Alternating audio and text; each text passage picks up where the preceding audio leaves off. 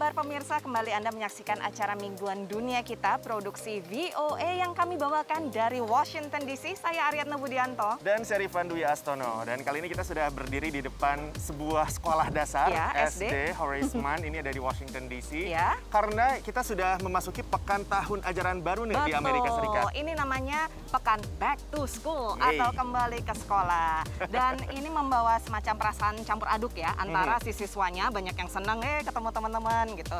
Orang tuanya banyak yang aduh lega, akhirnya kami bisa bekerja di rumah tanpa ada gangguan dari Betul. anak-anak gitu. Tapi juga pengajarnya aduh gimana ya, Was-was ada ya? varian Delta nih yang lebih menular, nanti jangan-jangan saya ketularan kalau misalnya anak-anak semuanya masuk. Jadi ini banyak sekali polemiknya lah. Betul Ya. sekali. Dan ini juga satu polemik yang terus dipantau juga oleh pemirsa dunia kita. Salah Ya. satunya Dery Wijaya yang ada di Rembang. Halo. Hai.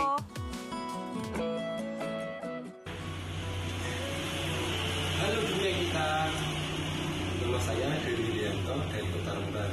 Saya ada pertanyaan nih, apakah di Amerika Serikat masih sekolah online penuh seperti di Indonesia? Jika masih ada, seperti apa program kesehatannya?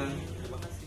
Thank you Dery, dan memang ini jadi satu hal yang sampai sekarang masih terus diperdebatkan ya, No, ya. Ya. Protokol kesehatan untuk anak-anak atau siswa-siswi sekolah pas masuk ke kelas tatap muka. Iya, ini karena di Amerika Serikat tuh nggak ada yang namanya kewajiban atau perintah langsung dari pemerintah pusat ya. Pemerintah federal itu sebetulnya nggak punya wewenang apa-apa kecuali ya mungkin untuk memberikan bantuan dana gitu ya, Yes. asistensi. Di Amerika Serikat untuk sekolah-sekolah itu biasanya bergantung dari pemerintah lokal atau pemerintah negara Negara bagian. bagian. Tapi juga di sini pemerintah negara bagiannya itu ada yang mewajibkan sekolah untuk ya harus mengikuti ketentuan dari negara bagian, tapi ada juga yang membebaskan distrik-distrik sekolah untuk membuat aturan sendiri, menerapkan Betul. aturannya sendiri. Walaupun ya itu tadi kata Anda bilang dari pusat tidak ada kewajiban, tapi memang ada rekomendasi-rekomendasi khusus nih yang dikeluarkan oleh CDC. Ya. CDC ini adalah Badan Pusat Pengendalian dan Pencegahan Penyakit Amerika Serikat. Betul. Beberapa di antaranya rekomendasinya adalah pakai masker terus-terusan selama ada di dalam ruangan, Ya.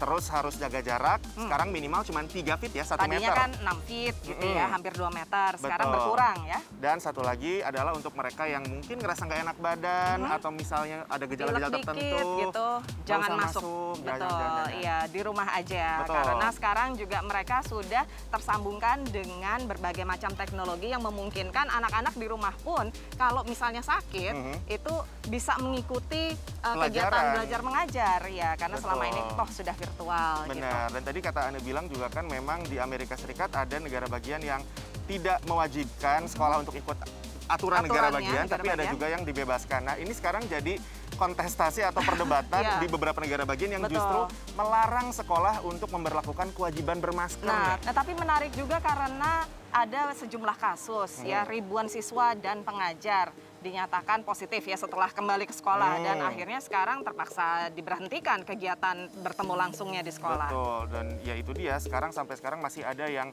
bahkan disidangkan gitu kan di pengadilan, Ya. apakah misalnya negara bagian ini diperbolehkan melarang-larang sekolah untuk memberikan mask mandate iya. atau perintah mewajibkan mengenakan masker. Gitu Ya. dari. Jadi menarik sekali, semoga menjawab, tapi ini waktunya kayaknya nggak cukup ya karena berbagai banyak sekali aspek ya.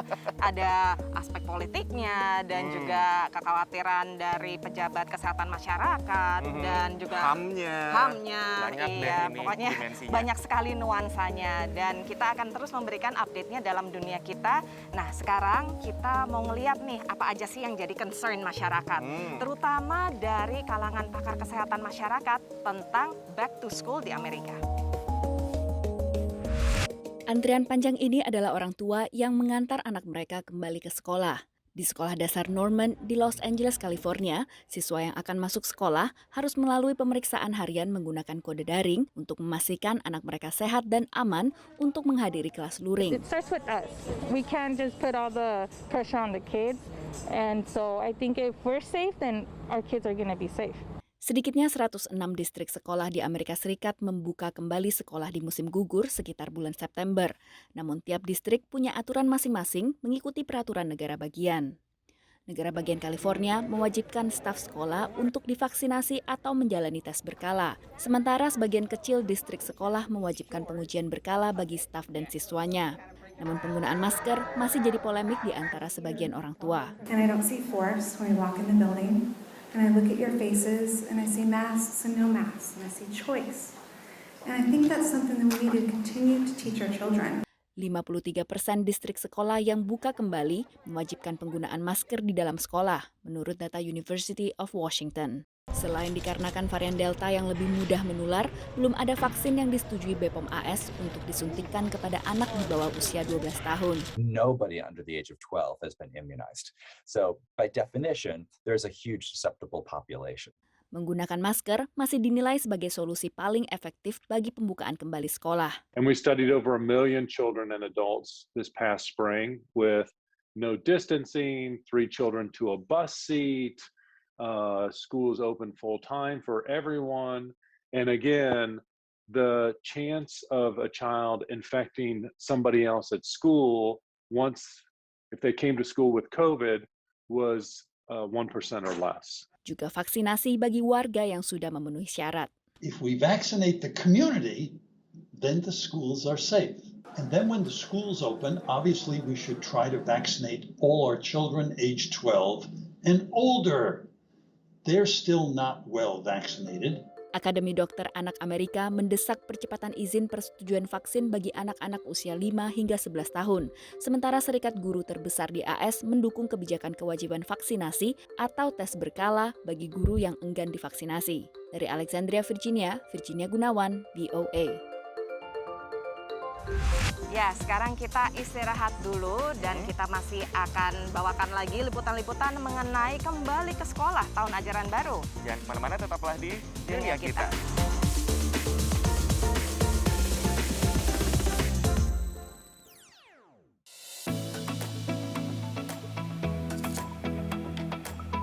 Pemirsa, kembali lagi dalam Dunia Kita dan kita berdua masih ada di lingkungan sekolah. Kalau tadi kan kita ada di depan SD Nina. Sekarang kita pindah sedikit, jalan-jalan sedikit ke lingkungan kampus. Universitas, ya ini adalah kampus American University. American University ini kampusnya ya kampus kota ya, kampus urban. Jadi letaknya tuh agak melebar gitu ya, terpisah-pisah. Betul, dan ini banyak sekali jalan raya sebetulnya, jadi bukan kompleks kampus sendiri. Bener ya, kalau dilihat di belakang kita ini kan jalan raya nih. Walaupun kita sebetulnya ada di dalam kompleks kampusnya. Di belakang kita ini ada School of International Service-nya American University. Betul. Terus nanti kita di sana juga bakal lihat ada gerbangnya, ada gerbangnya, ya. Macam-macam deh. Ini kalau misalnya kamu kampusnya kayak gini juga pasti merasakan betapa capeknya jalan kaki dari satu fakultas ke fakultas lain. Karena jaraknya jauh ya, panjang-panjang ya. Bener, dan ini juga mungkin yang akan dirasakan oleh maba-maba nih, mahasiswa baru yang memulai tahun ini. Iya, betul. Nah, tapi sebelum kita bercerita tentang dunia kampus ya, kita mau kembali lagi nih Rifan ke dunia sekolah, terutama tingkat pendidikan dasar dan menengah. Ini sekarang di Amerika Serikat gara-gara kemarin 1,5 tahun lebih itu sekolahnya rata-rata virtual. Betul. Jadi ada fenomena yang namanya unschooling di tahun baru ini, tahun ajaran baru. Unschooling itu berarti nggak sekolah ke sekolah? Ya, jadi bukannya tidak sekolah, tapi tidak bersekolah in person. Langsung bertemu muka di sekolah. Virtual maksudnya? Enggak juga. Jadi ini dia kayak semacam homeschooling ya. Jadi banyak orang tua yang merasa bahwa saya bisa melakukan homeschooling ke anak-anak saya gitu. Jadi ini trennya naik berarti ya belakangan ini. Karena memang selama 1 tahun terakhir lebih bahkan orang-orang juga mungkin sebetulnya sadar tidak sadar sudah melakukan homeschooling itu sendiri. Iya, langsung aja pemirsa kita lihat salah satu contohnya. What religion did most of the Japanese people belong to? Buddhism. Buddhism. Never Letwin adalah salah satu orang tua murid di Amerika Serikat yang mensyukuri konsekuensi penutupan sekolah akibat pandemi. Padahal putranya Hendrix tadinya sekolah di salah satu SD negeri terbaik di kawasan metropolitan Washington DC. Mayoritas sekolah dan kampus di Amerika kembali buka tahun ajaran ini di tengah kekhawatiran varian Delta dan penutupan kembali sejumlah sekolah akibat ribuan siswa dan pengajar di negara-negara bagian seperti Florida, Mississippi, dan Louisiana terpapar COVID-19 pada minggu pertama kembali ke sekolah. Tahun ini, Nevra kembali memilih tidak mengirim Hendrix karena khawatir keselamatannya. Tapi ada alasan lain yang lebih mendasar. When I first started with this, I thought, you know what, it's just going to be temporary. But now as I'm doing it, I've fallen in love with it. It's an amazing approach. There are methods of homeschooling that are very aligned with the public school curriculum with tests along the way. And then they're at the other extreme, which I would say I'm sort of tending toward now as I'm getting into it, which is some people call it unschooling, which is really about teaching schooling and education as a way of life, not something that just happens in a classroom, but happens every day at any hour of the day. Biro Sensus Amerika mencatat lonjakan jumlah orang tua murid yang memilih homeschool, menggunakan kurikulum di luar sekolah negeri maupun swasta. Ini bukan siswa sekolah yang belajar daring dari rumah. Pada September 2020, 11% rumah tangga Amerika yang disurvei melakukan homeschool. I researched online, I found Facebook communities, I met other moms like myself that are new to homeschooling. I learned about the curricula that's available. I found all these podcasts about different homeschooling methodologies, and in the end, I just found some materials online and I bought them. Era ini juga memunculkan fenomena pandemic pods, sistem belajar kelompok kecil. I want people to know that you can still homeschool and put your child on a curriculum that suits their needs and work your full-time job. Pod atau kelompok kecil memudahkan pengajar mengidentifikasi kebutuhan masing-masing anak. Saat tidak belajar online, siswa bisa menggambar, melukis, main musik, atau kegiatan apapun yang diminati. Actually, I'm going to say 95% of the parents I have, they won't go back to traditional school after being here. They still get all those experiences here like they would get in a regular school, but it's just we just don't waste time. Menurut Nikki, kurikulum sekolah negeri maupun swasta tidak memberi banyak ruang bagi keragaman individu. Namun karena sekolah negeri tingkat TK hingga SMA gratis, ini tetap menjadi pilihan mayoritas warga Amerika. Nevra Ledwin mengakui masih ragu sampai kapan melakukan homeschool. I do worry that he's missing out on some of the group school connection, and I think we just have to take it day by day and see. Dari McLean, Virginia dan Boca Raton, Florida, VOA. Ya, menarik sekali, Rifan. Jadi memang orang tua bahkan banyak yang memilih untuk berhenti dari pekerjaan. Betul, karena untuk menyekolahkan anaknya langsung di rumah. Gitu ya. Iya. Dan ini dengan harapan dengan ini mereka jadi bisa pastinya lebih dekat dengan anaknya, terus anaknya bisa lebih terpantau juga perkembangan pendidikannya. Iya. Dan kalau misalnya memang punya minat-minat tertentu justru lebih gampang untuk diarahkan diberi atau diberi ruang. Kesempatan. Betul. Ya, betul. Jadi pandemi ini memang mengubah cara pandang banyak warga di Amerika Serikat. Betul menarik sekali. Setelah yang satu ini kita juga masih punya satu cerita lainnya, tapi kali ini kita bakal ke dunia kampus karena kita lagi ada di sekitar kampus. Makanya jangan kemana-mana, tetaplah di Dunia Kita.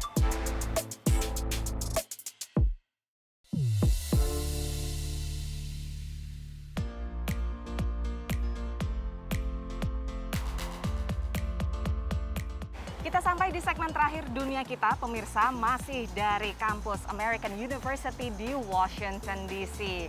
Nah, seperti janji tadi, sekarang Rifan dan saya ingin membawakan sebuah liputan tentang kehidupan di kampus ya. Betul sekali. Back to school di kampus-kampus di Amerika Serikat. Memang ketika pandemi terjadi, itu kan banyak kampus-kampus yang akhirnya ya udah sekolahnya online aja, virtual. Ada yang harus ya udah aku pulang aja deh ke negara asalku, apalagi untuk mahasiswa internasional ini gitu mahasiswa kan ya. Internasional ya. Mereka akhirnya ya udah pulang, yang dari Indonesia pulang ke Indonesia, nyelesain disertasinya dari rumah gitu kan, dari berapa ribu mil jauhnya. Pengalamannya juga macam-macam, ada yang terjebak ya, nggak bisa keluar dari negaranya, atau juga nggak bisa masuk ke Amerika Serikat karena berbagai macam alasan. Nah, sekarang nih tahun ajaran ini udah masuk yang baru lagi, kalender akademiknya udah mau dimulai lagi, tapi ada masalah baru nih, yaitu karena ketidakmerataan vaksinasi dengan merek yang beragam banget itu, jadi ada orang-orang atau mahasiswa internasional yang kesulitan untuk balik lagi ke Amerika ketika tahun ajaran dimulai karena mungkin vaksinasinya tidak memenuhi standar Amerika. Iya, jadi ada vaksinasi merek-merek tertentu ya, produksi tertentu yang sudah didapatkan di negara asal, ternyata kampus di Amerika hanya menerima misalnya Pfizer atau Moderna yang memang jamak ada di Amerika Serikat. Betul sekali, ini jadi satu masalah yang lumayan bikin pusing juga. Tapi kita lihat deh, seperti apa sih kepusingan mereka ini? Ini dia. Welcome to NYU. We are so incredibly excited for you to be here. Mahasiswa internasional mulai berdatangan ke Amerika Serikat seiring semakin banyaknya kampus yang membuka kembali kelas tatap muka. Sedikitnya 700 universitas di AS mewajibkan siswanya untuk divaksinasi sebagai syarat untuk mengikuti kelas tatap muka, menurut data bestcolleges.com. Andreas yang akan menempuh pendidikan pasca sarjana hukum di Berkeley University di California memilih untuk divaksinasi di Amerika Serikat. Pertama, satu, khawatir kalau keluar karena pelaksanaan vaksin di Indonesia itu justru menimbulkan kerumunan. Kedua adalah vaksin yang masuk di Indonesia pada saat itu ya, kan Pfizer belum masuk. Itu kan jenisnya bukan mRNA ya.